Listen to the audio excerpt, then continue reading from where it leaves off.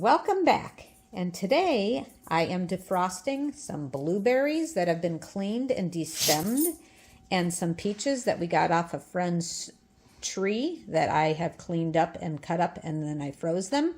And I'm going to make some blueberry peach cobbler. And as I said, it's still defrosting. And this is going to make a wonderful dessert. So after I'm done working out and I get ready for the day, they should be defrosted and ready to cook. All right, so the fruit has been defrosted. I was going to do it immediately after it defrosted and I was ready for the day, but then my day got crazy, and so now it's after dinner already. All right, so we're going to put the peaches in here, and they're a little bit dark because they were frozen, and we're going to take them over to the range top and we're going to heat them up. And then we're going to take the blueberries, we're going to put them in here, and then let's take that to the range top to start heating up. Okay, so we're going to turn on the heat here, and I'm not going to add any liquid because I don't know if you can see, but there's a lot of liquid just with the peaches because they were frozen and because the blueberries were frozen. And as I said earlier, I washed the blueberries and I also took the stems off. I don't know if I mentioned about the stems, but I was very careful to make sure the stems were removed. Peaches have been washed and cut up. I don't want to stir this too much because I don't want to break up the fruit any more than it will probably, it's very soft and it will probably fall apart somewhat. So I think I'm going to put a lid on this and then we'll just let it heat up. Okay, so while the fruit is heating up, I have preheated my oven to 375 and I need 1 cup of butter melted. So I'm going to melt it in the microwave, and I'm just going to use a measuring cup because I'm going to need this measuring cup later, and also it makes it easier to pour. So with your sticks of butter, each stick of butter is a half a cup. So half a cup and a half a cup is 1 cup, and that's what I need. So I'll just put it in here and then melt it in the microwave. And then I will check on my fruit because the fruit's going to heat up pretty quick.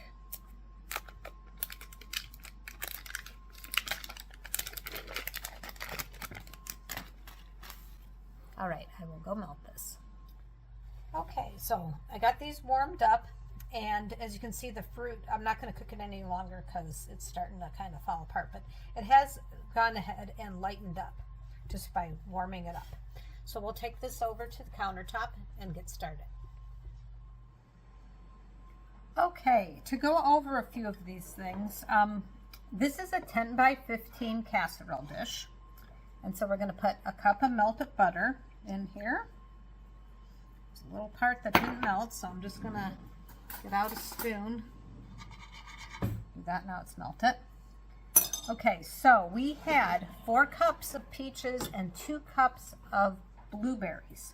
So that is more than what I usually put for quantity in a cobbler, but I'm going to make it an extra fruity cobbler. And the blueberries are just tiny and they're just going to fill in any little crevices. So we're just going to line this with the fruit like this, so that each bite is going to have fruit in it. Trying to get a little bit of the juice off.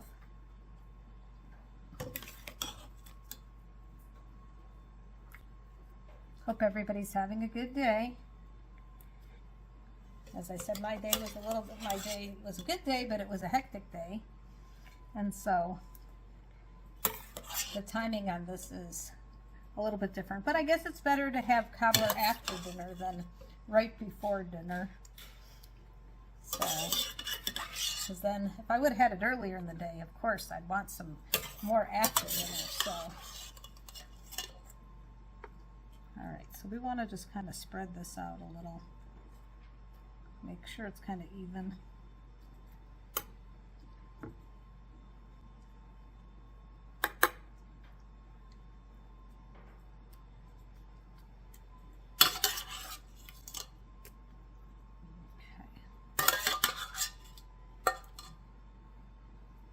put a little bit of this juice on here, but not all of it. And if you see a little spot that maybe you need a little bit of peaches, so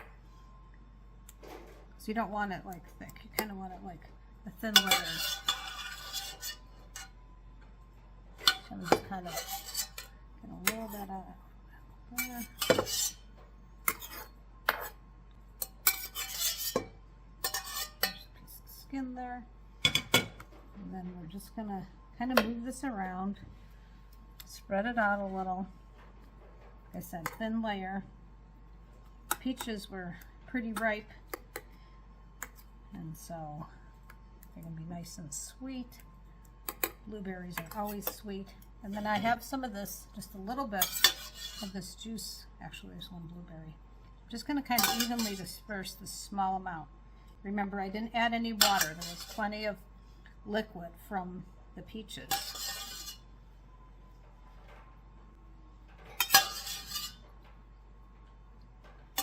This is going to be a pretty looking cobbler also. Take a couple of these blueberries and just kind of make sure that everybody has some blueberries in their bite. Okay, here's the rest of this. Now we're going to set this aside and we're going to start working on the topping. Okay, so we need 2 cups of flour. When measuring out flour, you want to use a something that's flat, either a nice flat spatula, or I like to use the back of a butter knife. You need to level it out. So we need 2 cups of flour. 1,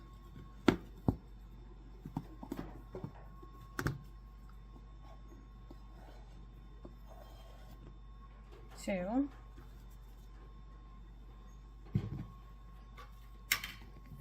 then we need 2 cups of sugar. Okay. And when measuring out sugar, you want to also level it off. 1, 2.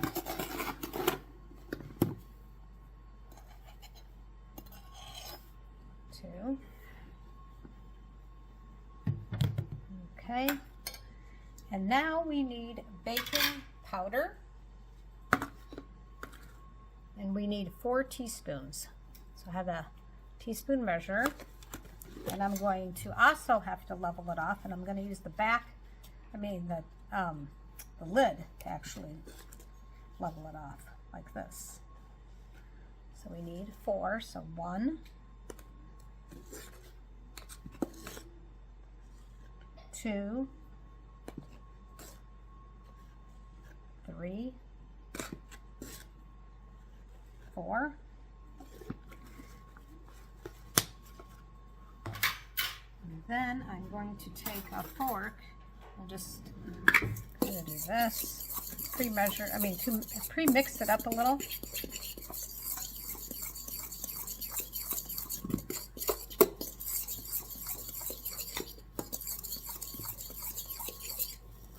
Okay, and now it's time for the milk.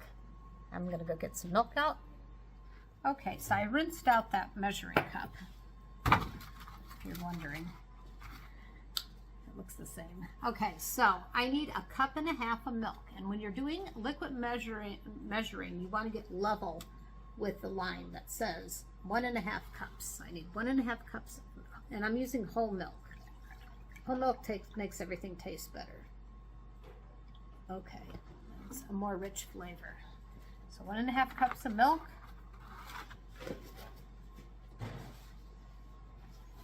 And I'm going to put this in here. And then I'm going to just stir it up a little. And then I'm going to take it over to the mixer in just a minute. I'm just pre-doing this, save a little bit of time when I get there.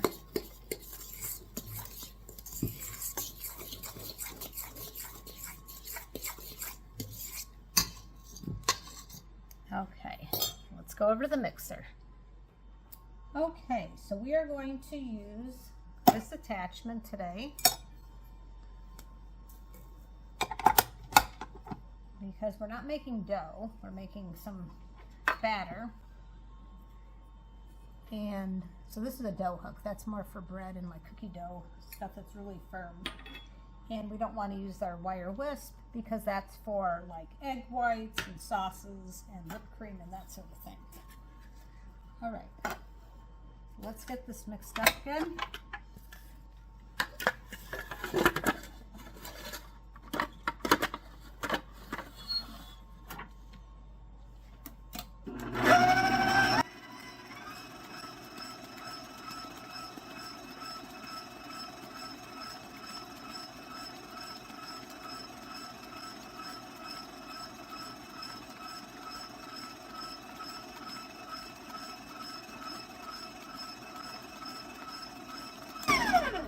Okay, so we're going to scrape down the sides. Make sure we get everything that's on the side. Make sure there's nothing stuck to the bottom.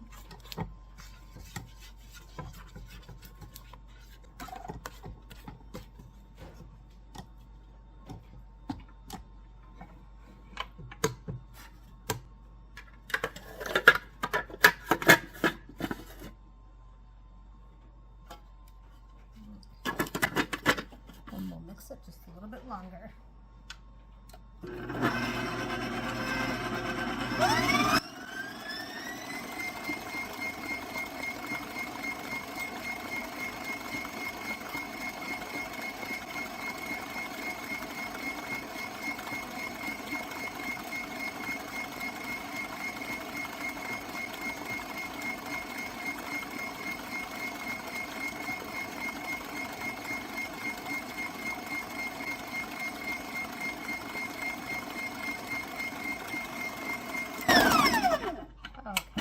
Check it.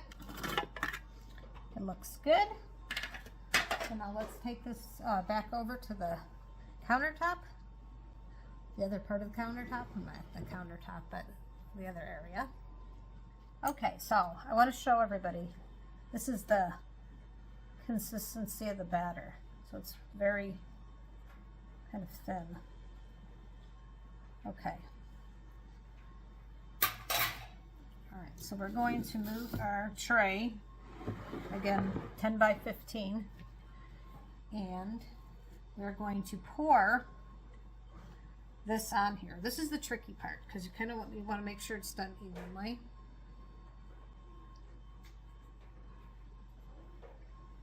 And luckily I have a handle, which makes it a lot nicer. So if I didn't have a handle on the bowl, it might be even trickier. You do want to make it consistent on the thickness. And then I'm kind of swing this around. I'm going to take my rubber spatula. There's a few areas that need more. I'm just going to scrape the bowl as I put the batter on here.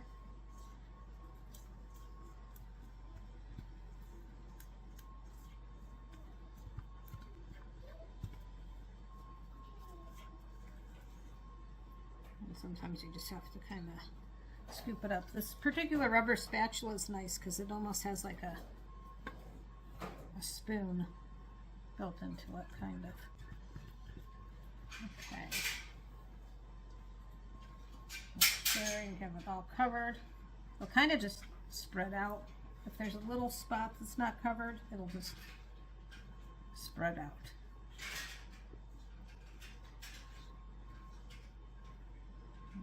Okay.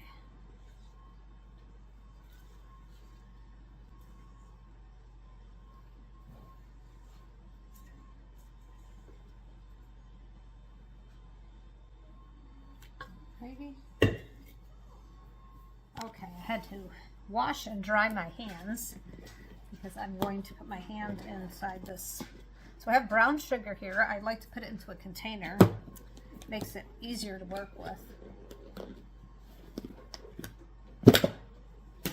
Okay, so then just take some brown sugar, just kind of throw some on here. Some areas could have a little bit more, some could have a little bit less, as long as you put the brown sugar all over.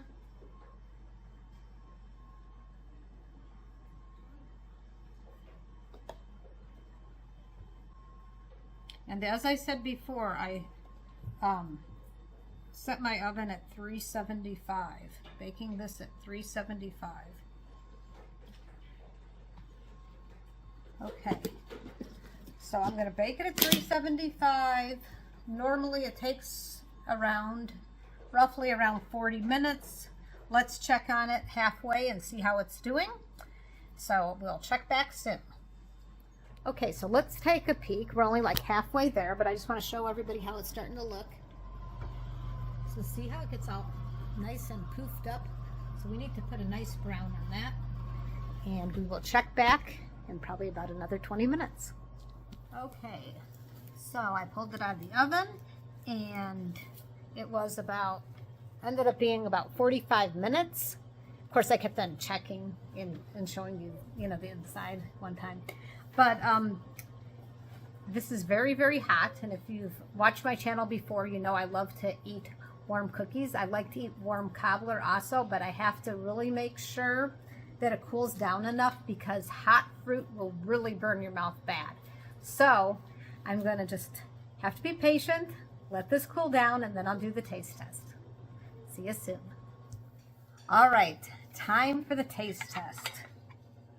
First, let's look at that. It smells so good.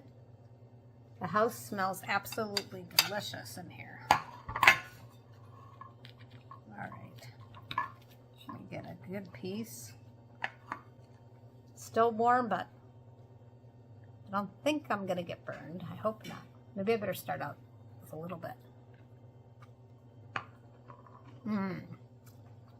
Warm, but not burning my tongue. This is so good. The peaches and the blueberries blend so well together.